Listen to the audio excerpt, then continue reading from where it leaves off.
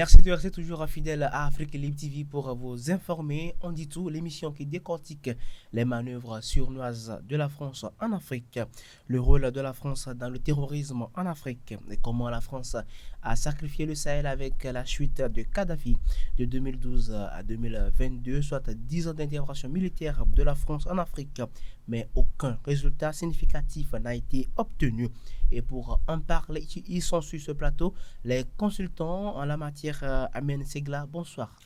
Bonsoir Géraud et bonsoir à nos téléspectateurs. Bonsoir également à vous Yannick Kami. Bonsoir Géraud. Amen Segla, nous allons parler de la France dans cette émission. Comment la France arrive à manipuler et à déstabiliser les pays africains. Alors merci beaucoup Géraud. Et si nous revenons aujourd'hui pour parler de la France en matière de déstabilisation en Afrique, c'est pour faire comprendre un certain nombre de choses à tous ceux qui nous suivent, pour que l'opinion arrive à comprendre comment la France arrive à déstabiliser nos pays. Quand on parle de la déstabilisation des pays sahéliens, en l'occurrence le Mali, le Burkina Faso ou bien le Niger, ça a commencé par la Libye. Et c'est sous le régime de Nicolas Sarkozy. Vous allez vous poser la question, quel est l'intérêt du Sarkozy à déstabiliser la Libye? Vous n'êtes pas sans savoir que Sarkozy était le ministre de l'Intérieur sous le régime de Jacques Chirac. En ce moment-là, Kadhafi était catalogué sur le plan international comme dictateur sanguinaire, le timonier. On lui a donné tous les noms d'oiseaux juste pour ternir l'image de la personne. Donc, en ce moment-là, vous allez remarquer que Sarkozy faisait des allers-retours entre Tripoli et Paris juste pour négocier avec... parce qu'il était ministre en ce moment-là. Donc, ça lui donne un certain nombre de choses de venir négocier certaines choses avec le guide libyen. Quand bien même que Kadhafi a été sali sur le plan international, ça n'empêche pas Sarkozy à l'époque de venir là-bas négocier des choses. Et en ce moment-là, comme Jacques Chirac était en train de faire son dernier mandat, Sarkozy avait la prétention d'accéder à la magistrature suprême. Or, il n'a pas de sous. Donc, dans les négociations, il proposait cela au guide libyen de financer ces élections parce que, déjà en 2000, nous sommes en 2006, déjà en 2007, il doit y avoir élection. Donc, Sarkozy voulait être président à l'époque en France. Donc, il a négocié avec le guide libyen en contrepartie de blanchir son image sur le plan international. Donc, c'est ce qui est fait. On a parlé du financement de la Libye dans la campagne de Sarkozy à l'époque. Maintenant, lorsque le printemps arabe est venu, déjà en décembre 2010, c'est-à-dire ça a commencé avec la Tunisie, avec la chute de Ben Ali, et aussi en Égypte avec Hosni Moubarak. Et puis, Sarkozy, du moment où il n'a pas tenu sa promesse de blanchir l'image, parce que déjà le financement a été fait déjà en 2007.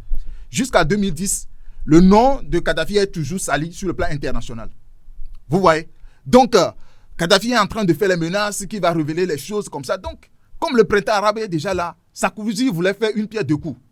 C'est-à-dire comme ça a touché la Tunisie et l'Égypte.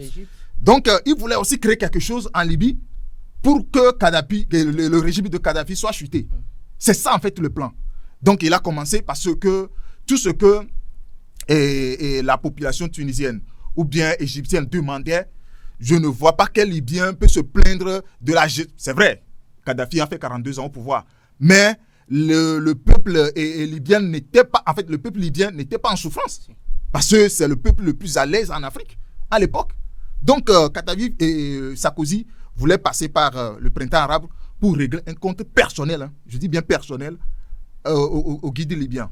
Donc, c'est ça qui a poussé et Sarkozy à l'époque a organisé. D'abord, il a envoyé des ONG sur le terrain pour créer des rapports fictifs pour dire à l'opinion nationale et internationale que Kadhafi a des charniers sur son territoire, il tuait sa population, c'est un dictateur sanguinaire avec tous les mots qui va.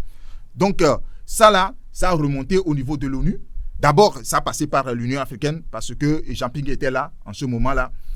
Quand le printemps arabe a commencé, ceux qui sont manipulés en Libye ont commencé à faire des sorties, à dire que non, Kadhafi doit partir, il a trop duré au pouvoir, il n'arrive pas à bien gérer les choses, c'est devenu une monarchie et tout.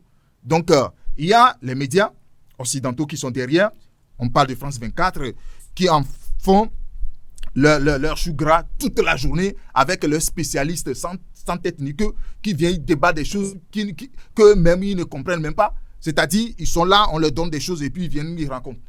Donc, ils ont tout fait pour salir, pour enfoncer encore le guide libyen pour qu'il y ait intervention militaire. Alors, pour qu'il y ait intervention militaire, parce que la Libye fait partie de l'Union africaine, il va falloir que l'Union africaine donne son accord.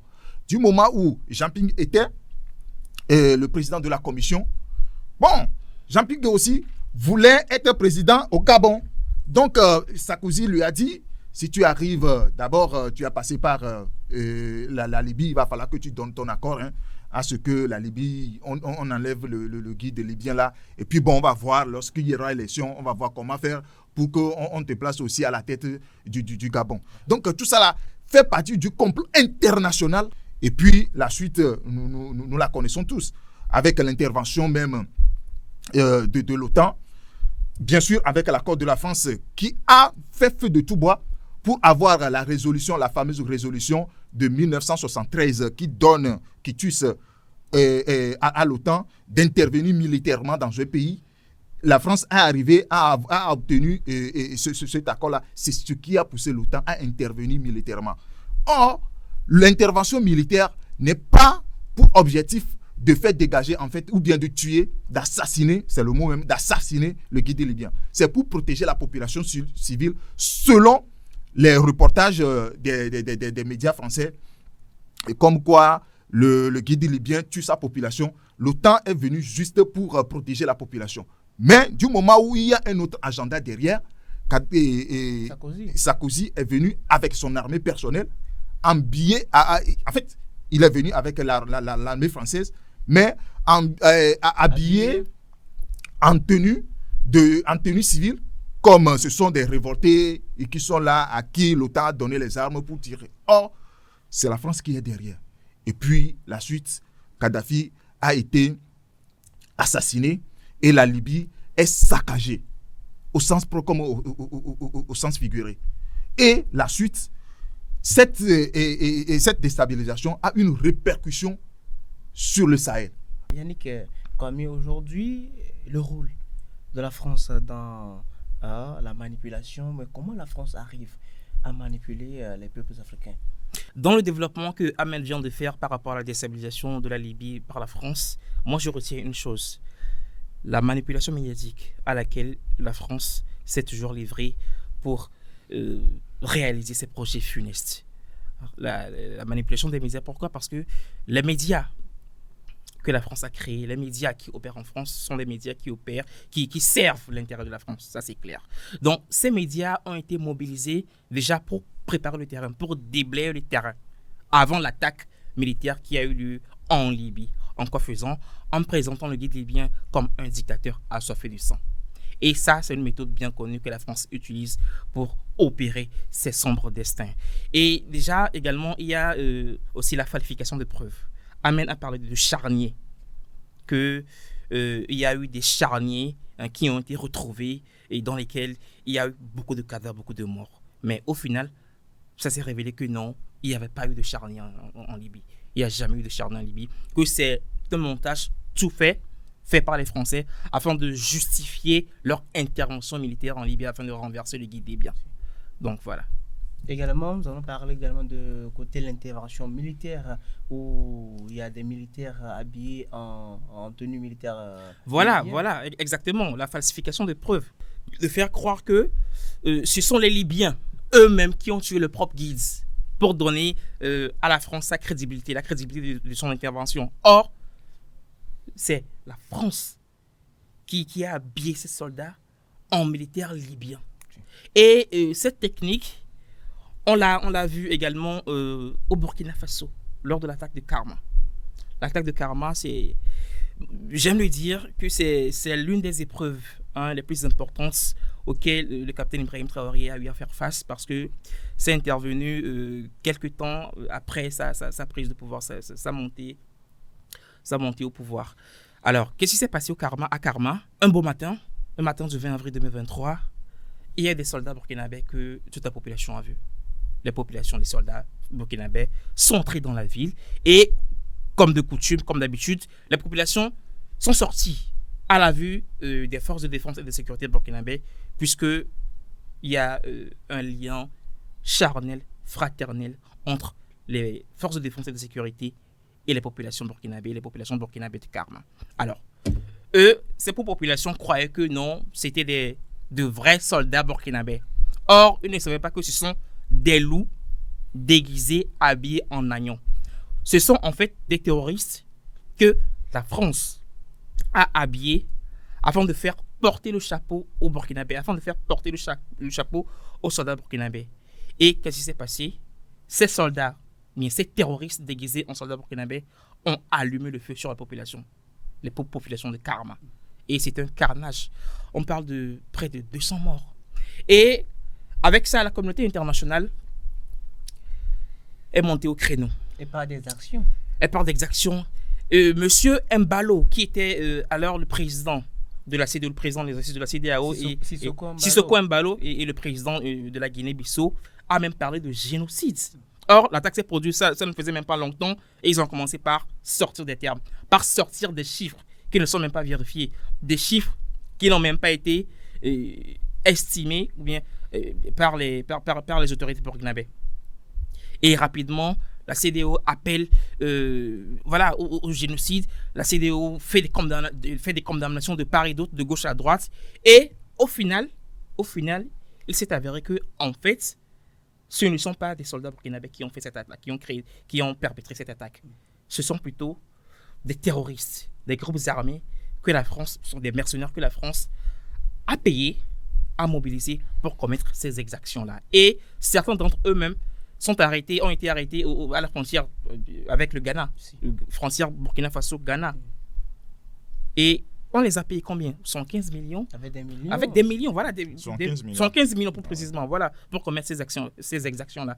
Et cela même a fait que le président ghanéen d'alors, Nana Akufo-Addo, s'est rendu au Burkina Faso pour sauvegarder cette relation-là qui existait, cette bonne relation qui existait entre le Burkina Faso et le Ghana, pour préserver tout ça. Donc, cela montre que la France a souvent recours à ces méthodes-là pour déstabiliser les régimes qu'elle veut garder sous son influence, garder sous son emprise.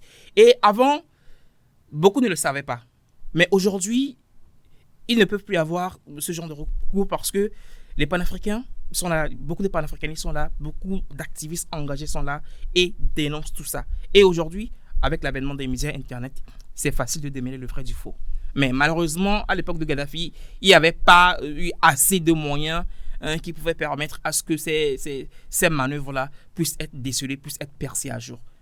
Voilà. Et Amen Segla, revenons sur un fait, puisque tout à l'heure, dans l'intervention de Yannick, il est revenu encore sur le fait que la France habille les terroristes, mais ses alliés, en militaire de cette localité-là, le cas de la Libye où on a vu les soldats libyens. Or, c'était des mercenaires qui étaient habillés en soldats libyens.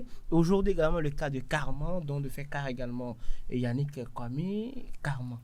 Oui, aujourd'hui, quand vous prenez... En fait, je disais toujours que lorsque la France met en place une stratégie, quand ça marche, elle ne change pas.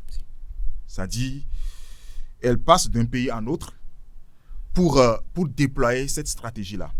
Quand ça passait à Libye, parce que Kadhafi son régime était aux abois à l'époque, donc pour redorer un peu sur son blason, il veut tuer un dictateur en Afrique pour dire à la communauté internationale, oui, c'est lui, Sarkozy, qui est arrivé à mettre fin au régime de Kadhafi. Et là, quand nous prenons le cas de Karma, comme tu viens de le dire, Yannick a tout dit. C'est ce qui s'est passé à Karma. Parce que c'est un jeudi. Les gens sortaient pour leur prière quotidienne et puis ils ont vu les soldats burkinabés en tenue. Bon, du moment où il y a un problème sécuritaire qui se pose dans le pays, pour la population, ces soldats-là sont venus pour les protéger. Donc, ils sont là, bon, sans inquiétude.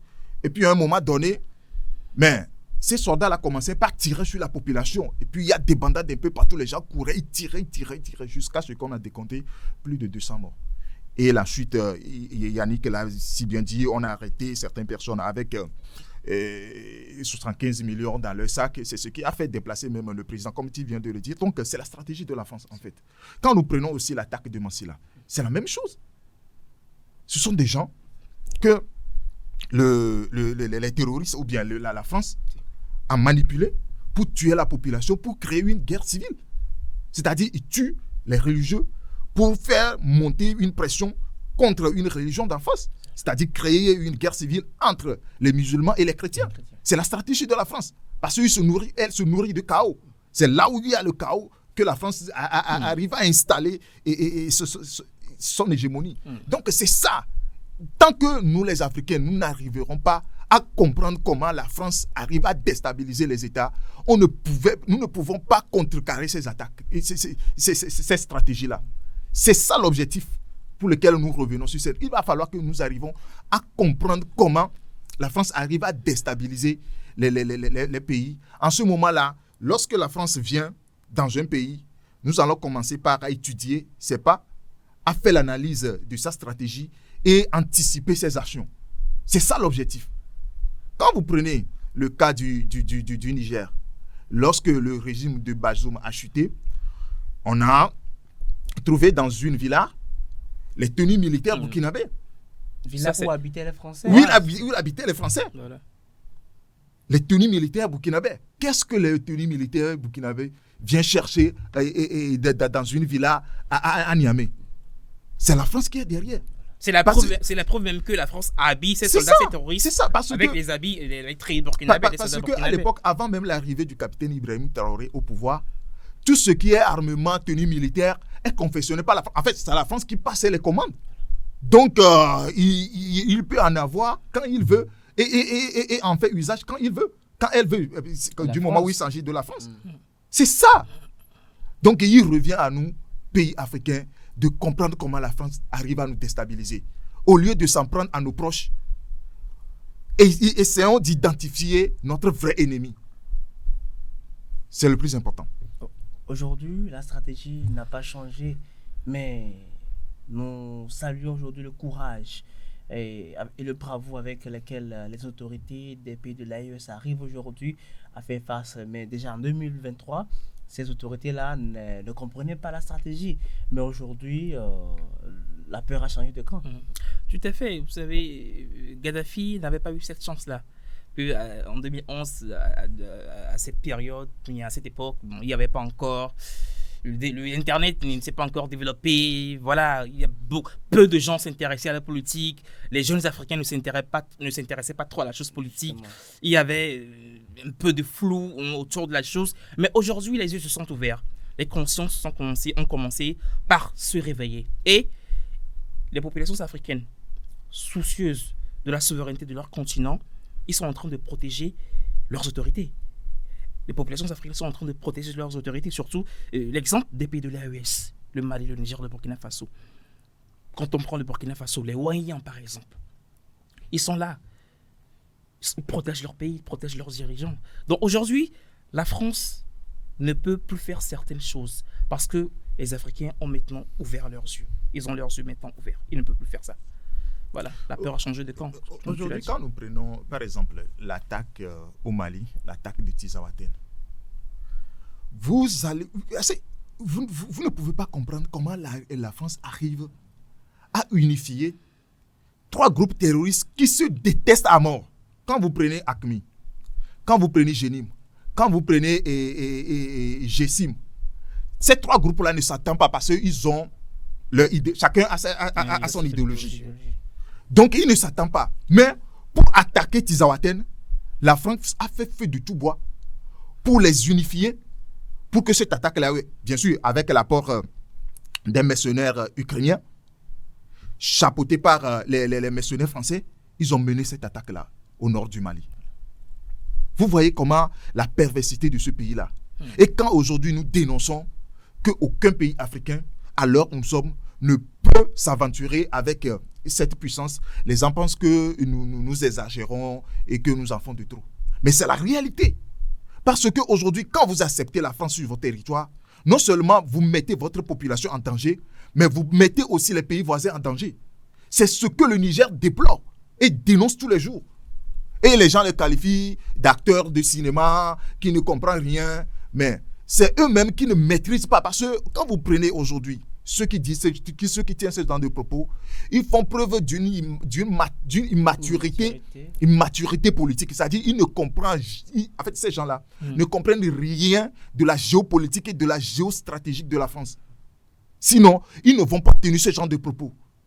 Accepter la France en 2024 sur son territoire au moment où nous parlons du terrorisme et qui parle du terrorisme parle de la France. Je ne sais pas ce que les gens veulent encore faire croire à l'opinion nationale. Aujourd'hui, il faut rappeler que la chute de la Libye, la déstabilisation de la Libye a ouvert une brèche dans cette région-là où se sont infiltrés les groupes armés, les terroristes, les milices de toutes sortes. Et bien aujourd'hui, le pays est gouverné par 2 gouvernements différents. La Libye, il y a un gouvernement, le gouvernement d'union nationale qui est reconnu officiellement par l'ONU et que la France soutient. Et l'Union et l'armée, le groupe, le gouvernement du maréchal Haftar. Ouais. Et tenez-vous bien, la France soutient le gouvernement d'union nationale. Mais en coulisses, il soutient également la faction armée du maréchal Haftar. Et c'est ça. C'est sa spécialité. Il utilise cela pour réaliser ses projets funestes. Ça montre combien de fois la France fait preuve de duplicité, de perversion. Et ça fait froid dans le dos.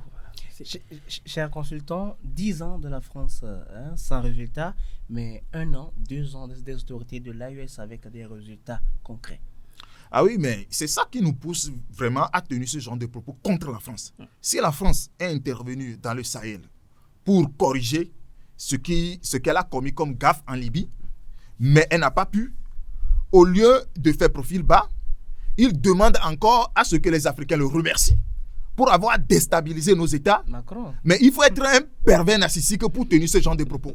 Vous avez déstabilisé tous les pays africains. Quand vous prenez les Balaka et anti-Balaka, c'est la France qui est derrière. Quand vous prenez la guerre aujourd'hui, avec comment vous appelez, et la guerre civile en RD Congo, mais c'est la France. Quand vous prenez le cas de Centrafrique, c'est la France. Il y a beaucoup de conflits en Afrique que la France est le chef d'orchestre. Donc, je ne sais pas en quoi on va le remercier par rapport à cela. Comme pour vous revenir à ta question, si aujourd'hui les pays de l'AES, en l'occurrence le Mali, le Burkina Faso, arrivent à s'en sortir en dehors de l'intervention militaire de la France sur leur territoire, mais c'est ça qui nous a ouvert, nous autres, les yeux, à prendre notre destin en main. Et c'est ça qui a fait comprendre à beaucoup de pays africains, en l'occurrence le Tchad, que sans la France, il peut s'en sortir. Et aujourd'hui, nous voulons que ce même scénario soit réitéré au Bénin. Et les Béninois, en fait, les autorités béninoises font comme si, bon, la France constitue aujourd'hui, comment je vais dire ça, l'ange envoyé par Dieu pour sauver l'État béninois du terrorisme. Non. Elle est là pour empirer encore la situation et passer par là pour déstabiliser les autres États dans lesquels il a été chassé. Donc, il revient maintenant aux autorités béninoises de prendre l'exemple sur les pays de l'AES. Nous ne cesserons jamais de le dire. Toute l'Afrique même, pas seulement les Béninois, toute l'Afrique. Et Amen, il est important de rappeler que, en tout cas moi j'aime personnellement le rappeler, qu'avant l'arrivée des Français, avant l'arrivée des troupes françaises au Mali ou bien dans les pays de l'AES, il n'y avait pas trop de terrorisme, il n'y avait pas trop de groupes armés. Mais je ne sais par quelle magie, par quelle alchimie, une fois que ces troupes françaises se sont installées au Mali et dans les autres pays du Sahel, il y a un foisonnement de groupes terroristes. Non, mais on ne saurait expliquer ce phénomène. Non, je vais vous expliquer ça. Parce qu'avec la chute du régime du Kadhafi, il y a aussi ces Touaregs qui ont participé au saccage à qui la France a promis de leur donner Azawad. C'est-à-dire, eux, ils luttaient pour l'indépendance de l'Azawad depuis longtemps. Et puis la France leur a promis que, bon, si vous arrivez à nous aider à déstabiliser la Libye, nous ferons en sorte pour que, bon, comme l'État malien, parce que quand vous prenez le nord du Mali, comme il n'y a pas assez de population là-bas, l'État n'avait pas ses représentants là-bas. Donc, les sources géraient entre eux. Donc, cette portion du pays, cette portion-là, et ces Touaregs-là voulaient avoir leur indépendance. Donc, parce que c'est une lutte qui a commencé depuis 1990, jusqu'en 2010, avec le printemps arabe, la France a fait venir tous ces mondes-là parce qu'ils sont déjà en colère contre le gouvernement du Mali. Donc la France leur a promis que, bon, quand vous venez et déstabiliser la Libye, en retour, nous allons faire en sorte que vous ayez aussi votre indépendance. C'est avec ces armes-là qu'ils sont revenus au Mali. Et ils commencent par le terrorisme et à tuer la population. C'est comme ça le terrorisme est arrivé au Sahel. Et quand ça a débuté au Mali, c'est revenu au Burkina Faso et puis au Niger. Voilà, chers consultants, nous allons revenir sur le cas du Bénin. Il y a le cas de la Libye qui est là-bas, le cas également des pays de l'AES au début, qui ne maîtrisaient pas la stratégie. Mais aujourd'hui, tout est rentré dans l'ordre. La France n'arrive plus à manipuler les pays de l'AES. Et voilà que le Bénin, qui a quand même ouvert ses portes encore à la France, qu'attendait réellement. Aujourd'hui, avec la stratégie mise en place par le président béninois Patrice Talon, et c'est clair que c'est difficile pour lui aujourd'hui de se séparer de l'apport de la France, même s'il n'y a pas d'apport en tant que tel, de se départir de cet accord-là qui lie l'armée béninoise et les instructeurs français. Mais pour ramener le président à la raison, il faut que la population arrive à s'exprimer. Il faut que les activistes béninois arrivent à s'exprimer. Il faut que les activistes africains arrivent à s'exprimer, à faire comprendre au président béninois qu'il est en train de conduire sa population dans le mur. Parce que tout ce que nous avons donné sur ce plateau comme exemple, c'est déjà illustratif pour montrer à la population béninoise et en première lieu aux autorités béninoises que le fait d'aller avec la France n'est pas la bonne solution. Ne fait même pas partie de la solution en matière de lutte contre le terrorisme. Certes, comme vient de le dire le général de l'armée, Fructueux Gbagidi, il voulait coopérer avec l'AES. Si vous voulez coopérer avec l'AES, il va falloir que vous faites dégager les 16 instructeurs français que vous hébergez sur vos territoires-là. Il va falloir les faire dégager d'abord. Parce que les 3 pays dénoncent ces accords-là. Parce que quand la France était avec eux, on a vu la situation du pays. Et aujourd'hui, avec son départ, c'est le jour et la nuit. Donc, vous ne pouvez pas accepter cette corporation ou bien cette coopération et demander en même temps une collaboration avec les pays de l'AES. Ça ne peut jamais se faire. Et c'est logique, en fait. Donc, si la population béninoise voulait la sécurité sur son territoire, il doit obliger leurs dirigeants de faire dégager la France. C'est ça.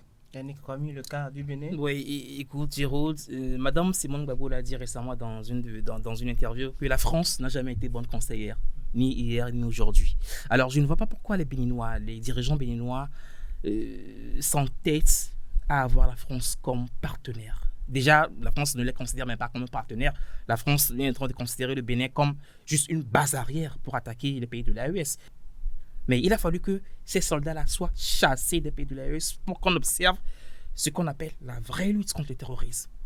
Il a fallu que ces soldats quittent le pays, quittent ces pays-là pour avoir des résultats significatifs en matière de lutte contre le terrorisme. Donc, il va falloir que le Bénin change de stratégie. La stratégie qu'il est en train d'adopter n'est pas la bonne. Et la synergie d'action que les militaires réclament, que les militaires voudraient avoir avec les pays de l'AES, cela ne peut être possible que si le Bénin change de stratégie, si le Bénin décide de s'émanciper de la France, tant militairement qu'économiquement et dans tous les domaines. Voilà. Nous allons rester avec vous un mot pour clôturer en toute beauté l'émission. Il va falloir que les Béninois fassent preuve de résilience, comme l'ont fait les pays de l'AES. Que les Béninois n'attendent pas que le phénomène du terrorisme s'enracine dans leur pays avant d'agir. Qu'ils pressent leurs dirigeants. Il va falloir que les Béninois, les populations béninoises sortent, manifestent, afin de mettre une pression monstre sur leurs dirigeants, afin qu'ils changent d'avis. Amen. Segla. Alors, notre mission sur ce plateau, c'est de faire comprendre un certain nombre de choses à ceux qui prennent leur temps pour nous suivre tous les jours. Alors, nous ne sommes pas là ici pour lutter contre la France en tant que, Non, en tant que pays, en aucun cas. mais nous sommes là pour lutter contre le système impérialiste dont la France incarne son soubassement en Afrique. Donc, quand nous sommes sur ce plateau, c'est pour faire comprendre à la population. Maintenant, il revient à la population aussi de nous aider à partager nos émissions et à nous suivre tous les jours. Et le combat contre l'impérialisme, ce n'est pas un combat d'une seule personne, mais c'est un combat de toute l'Afrique. Et nous sommes là, nous sommes seulement les porte-étendards de Et si cette aujourd'hui la France change de stratégie, change d'approche par rapport à la relation qu'elle entreprend, bien qu'elle entretient avec les pays africains, on va le dire, on va féliciter la France. Mais si elle fait mal, on va le dire, on va la dénoncer. Voilà. C'est comme ça. Voilà, le cas de la Libye a donné une bonne leçon à l'Afrique qui est très bien comprise. Et aujourd'hui, l'Afrique dit non à un Libye bis. Reste jusque le Bénin emboîte le pas des pays de l'AES afin d'éviter le chaos, la déstabilisation et voir l'Afrique libre et indépendante. Merci à vous de nous avoir suivis depuis votre position. On se donne rendez-vous pour nos prochaines éditions. D'ici là, portez-vous bien.